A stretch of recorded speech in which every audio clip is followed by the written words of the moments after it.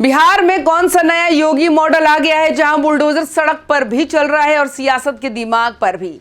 सम्राट चौधरी दावा कर रहे हैं कि बिहार में कानून का राज चलेगा, बुलडोजर वही चलेगा जहां जरूरत होगी। लेकिन सवाल यह है, क्या ये कानून का राज है या फिर सिर्फ दिखाने का राज? और इसी बीच जहां पूरा महागठबंधन खामोश है, ना तेजस्वी यादव बोल रहे हैं, ना कांग्रेस बोल रही है, ना वाम दल बोल रहे हैं, वही अचानक पप्पू यादव मैदान में कूद पड़े। ये कौन सी मजबूरी है पप्पू यादव की कि पूरे बिहार में बुलडोजर चल रहा है और उन्हें सबसे ज्यादा दर्द उसी समय हो रहा है जब कैमरे ऑन है, भीड़ इकट्ठी है और सियासी रोटी सेकने का मौका है। सम्राट चौधरी कह रहे कि अवैध कब्जा हटेगा, पर पप्पू यादव कह रहे ये तो हिटलर मॉडल है। अब पब्लिक पूछ रही है, क्या पप्पू गरीबों की हितैषी बनते बनते खुद सबसे बड़ा बुलडोजर पॉलिटिक्स का खेल खेल रहे हैं? और क्या बिहार में बुलडोजर चल रहा है या बुलडोजर के बहाने राजनीति? आज इसी पर फैक्ट्स भी होंगे, तंज भी होगा और एक्सपोज भी होगा।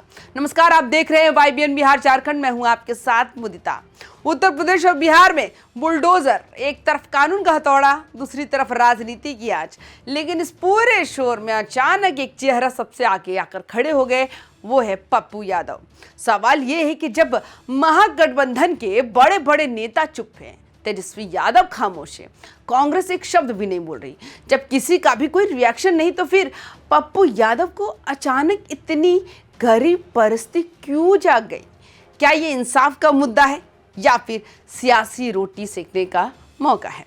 बेगूसराय में अतिक्रमण हटाने की कार्रवाई, नालंदा में बुलडोजर, पूरे बिहार में सड़क, नाले, सरकारी जमीन से कब्जा हटाने की मुहिम चल रही है। लेकिन इस पूरे अभियान के बीच एक नेता सड़क पर उतर आता है और बयान देता है कि ऐसा तो हिटलर ने भी नहीं किया, गरीबों के घर गिराने नहीं दूंगा, सरकार की नीतियां गलत है। ये सब कहते कौन है? पप्पू यादव। लेकिन जरा ठहरिए, क्या वाकई गरीबों की चिंता है या फिर कैमरों की मौजूदगी ने पप्पू यादव के अंदर एक्टिविटीज जगा दिया? क्योंकि सच्चाई ये है कि बिहार में जब से एनडीए की सरकार आई है, तब से लगातार बुलडोजर चल रहे हैं। किसानों, दुकानदारों, अतिक्रमणकारियों, सब पर बारी बारी से कार्रवाई जारी है। लेकिन इस पूरी कार्रवाई पर महागठबंधन का एक भी नेता आवाज नहीं उठा रहा, ना आरजेडी, ना कांग्रेस, ना लेफ्ट, यहां तक कि तेजस्वी यादव जो कभी कानून व्यवस्था पर खुलकर बोलते थे, आज एक ट्वीट तक नहीं करते। लेकिन तभी एकदम अचानक, एकदम अलग, एकदम सियासी एंट्री करते पप्पू यादव।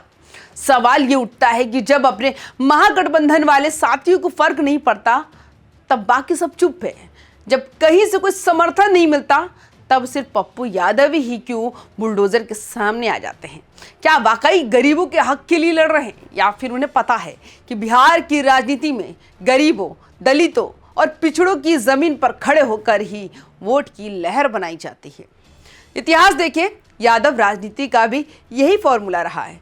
जमीन, कब्जा, विस्थापन, दलित, पिछड़ा दर्द, इन्हीं मुद्दों पर चुनाव लड़े जाते हैं और यही पप्पू यादव भी कर रहे हैं। जब पूरा बिहार देख रहा है कि सरकार हाई कोर्ट के आदेश पर कार्रवाई कर रही है, तभी पप्पू यादव ये बयान दे देते हैं कि हिटलर भी ऐसा नहीं करता था। ये बयान गरीबों के लिए है या फिर सुर्खियों के लिए? नालंदा सीएम नीतीश का जिला है, हाई कोर्ट के आदेश पर कार्रवाई हुई, लेकिन जमीन 20 से 25 साल से लोग घेर कर बैठे थे। इंदिरा आवास भी बन गया, बिजली भी पहुंच गई, सड़क भी, लेकिन दस्तावेज जीरो। कानून कहता है कि सरकारी जमीन पर कब्जा अवैध है, लेकिन पप्पू यादव कहते हैं कि 4 पीढ़ी से रह रहे हैं तो जमीन उनकी है। सवाल कानून को माने या पप्पू यादव की पब्लिक इमोशनल पॉलिसी को माने?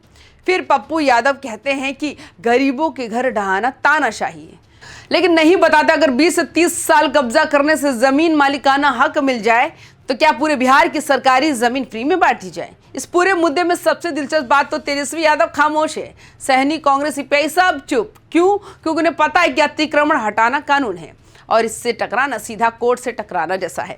लेकिन पप्पू यादव, उनके लिए ये तो मौका है, फुटेज का मौका, सहानुभूति का मौका, गरीबों का रहनुमा बनने का मौका, और उन्होंने उसे पकड़ भी लिया। लेकिन असली सवाल यह है कि अगर पप्पू यादव इतने ही गरीबों के हितैषी हैं और जब उनका खुद का महागठबंधन चुप है, तब वो अकेले क्यों कूद रहे हैं? क्या महागठबंधन से बाहर निकलने की तैयारी है या फिर 2026 या 27 की राजनीति के लिए नया नैरेटिव बना रहे हैं? क्या ये जनसेवा है या जन समर्थन की भूख? क्या ये इंसाफ है या इंस्टा रील सियासत?